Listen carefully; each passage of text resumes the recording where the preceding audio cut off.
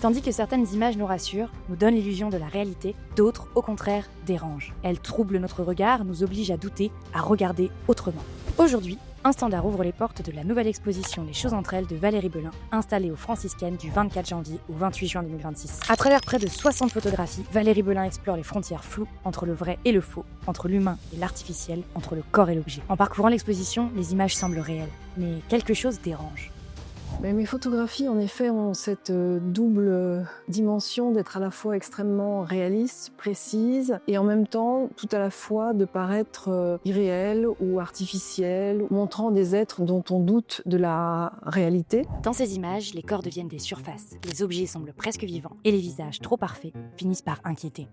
Et lorsque le regard s'attarde sur ces visages, une présence s'impose, la figure féminine. La femme, en fait, a une place principale dans mon travail, parce que je pense aussi que la femme, aujourd'hui, reste la première protagoniste et la première victime de ce qu'on pourrait appeler la marchandisation des corps et l'espèce d'équivalence qu'il y a aujourd'hui, en termes de valeur, entre les objets et les êtres humains. Maquillage, mise en scène, perfection apparente, l'image rassure. Est-ce une critique de notre société de l'image ?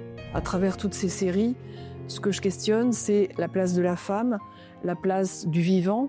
Et ce que je mets en défaut, ou en tous les cas en état de dangerosité, c'est le vivant lui-même. Face à ces images, le regard change. Il devient plus attentif, plus critique.